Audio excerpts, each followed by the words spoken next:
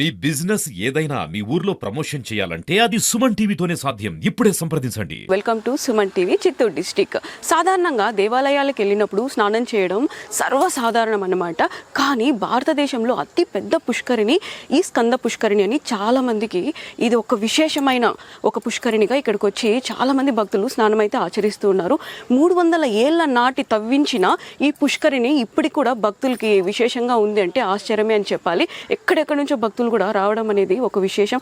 అసలు ఈ చరిత్ర గురించి తెలుసుకోవాలంటే ఇక్కడున్న ఊరు వాళ్ళతో కానీ లేకుంటే పూజారులతో కానీ అడిగి మాట్లాడి తెలుసుకుందాం.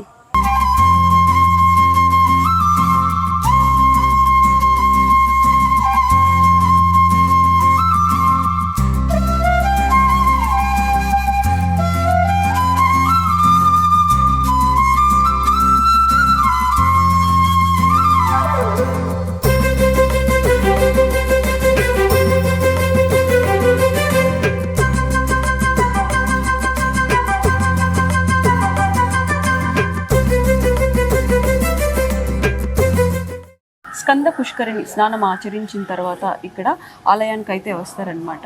ఒక్కసారి స్వామివారు మనతో ఉన్నారు. ఆలయంలో ఎప్పుడెప్పుడు స్పెషల్ పూజలు ఉంటాయి, హోమాలు ఉంటాయి అని స్వామివారి మాటల్లో అడిగి తెలుసుకుందాం. నమస్తే నమస్కారం. స్వామి, మీ పేరు? స్వామి కందుకూరు రమేశాచార్యులు.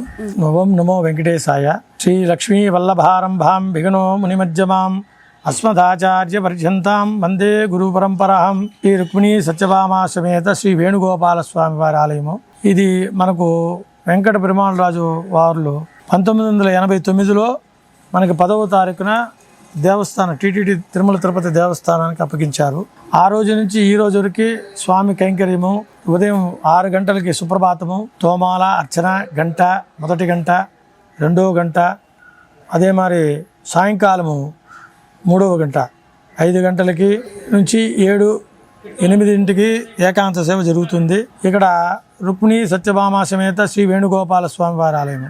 ఇక్కడ ప్రతి శుక్రవారం స్వామివారికి అభిషేకం జరుగుతుంది ఉదయము. అదే మరి అమ్మవార్లు ఇద్దరికి రుక్మిణీ సత్యభామ సమేత శ్రీ వేణుగోపాల స్వామివారికి అభిషేకం జరుగుతుంది. అదే మరి అమ్మవారు లక్ష్మీ అమ్మవారికి కూడా శుక్రవారం రోజునే అభిషేకం జరుగుతుంది.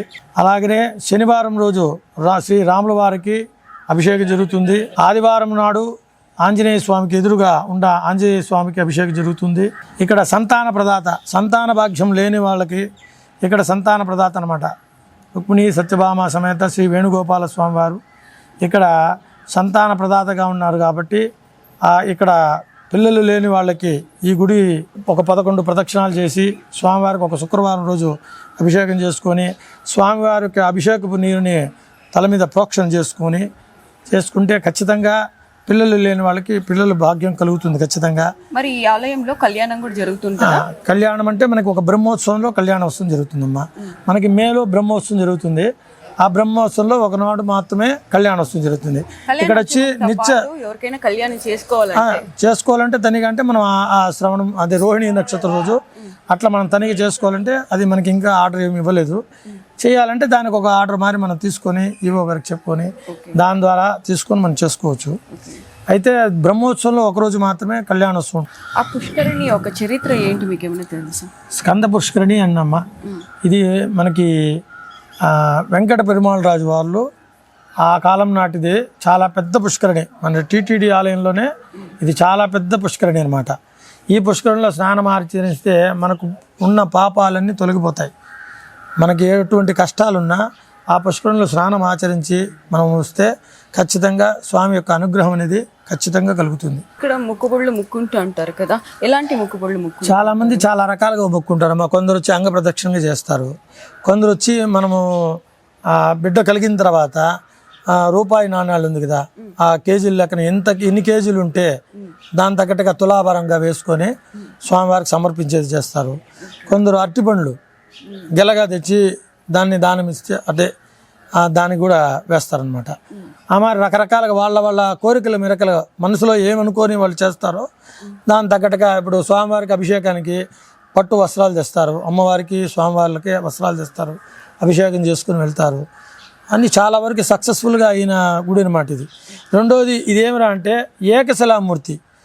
ఎక్కడ కూడా మకర తోరణం సపరేట్గా, స్వామివారి యొక్క బింబులు సపరేట్గా, గోవు సపరేట్గా ఉంటుంది. ఈ ఒక చోట్ల ఏమిరా అంటే ఏకశిలామూర్తి అంటే ఒకే శిలలో చెక్కబడింది అనమాట. ఒకే శిలలో అనేది చాలా అరుదు, ఎక్కడ మనకి లేదు.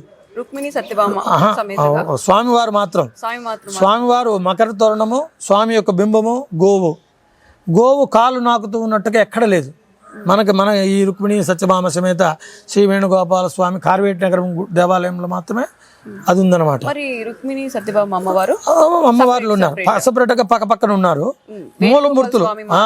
మూలమూర్తులు మాత్రం వేణుగోపాల స్వామి వారు మాత్రం ఏకశిలామూర్తి అనమాట. మకర తోరణము, స్వామి యొక్క బింబము, గోవు, ఈ మూడు ఒకే శిలలో చెక్కి పడింది అనమాట. చాలా అరుదైంది, ఎక్కడ చూడలేరు ఈ మారిది, అంత చక్కగా ఉంటుంది. ఏదైనా మనం మనసులో ప్రార్థనలు కోరికలు ఏదైనా ఉంటే కూడా తప్పకుండా నెరవేరుతుంది అనమాట. దీని యొక్క ప్రాసెస్ అదిమ్మా. చాలా మందికి సంతానం లేని వాళ్ళకంతా సంతాన భాగ్యం కలగడము, రెండోది ఎంతో కష్టాలు అనుభవిస్తుంటారు ప్రతి ఒక్కరు. అన్ని చోట్ల రకరకాలుగా డబ్బే కాదు, ఒక సంసారమే కాదు, ఎన్నో బాధలు కష్టాలు ఉంటే కూడా ఆ కృష్ణుని వేడుకొని ఖచ్చితంగా చేస్తే ఖచ్చితంగా నెరవేరుతుంది. స్కంద పుష్కరంలో స్నానం చేయడం, ఇక్కడ ఒక 11 ప్రదక్షిణాలు చేసి స్వామివారికి ఒక అర్చన చేసుకొని టెంకాయ తమలపాకు ఒక్క చేసుకొని ఆశీర్వదించుకొని పండి ఖచ్చితంగా నెరవేరుతుంది. ఏ ఒక్క కోరికైనా 100% దానిలో రిజల్ట్ ఇక్కడ. నమో వెంకటేశ్వర. నమో వెంకటేశ్వర.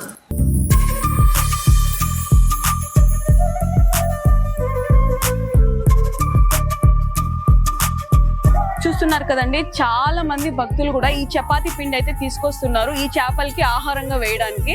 ఒకసారి మనం కూడా అయితే ఇది వాళ్ళే ఇచ్చింది. ఇది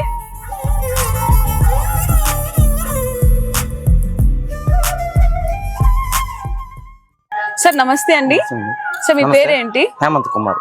ఈ ఊరేనా? ఈ ఊరండి. స్కంద పుష్కరిణి చూస్తుంటారా రెగ్యులర్ గా? ఒక్కసారి దీని గురించి మీ మాటల్లో ఏం చెప్పాలంటే ఏం చెప్తారు?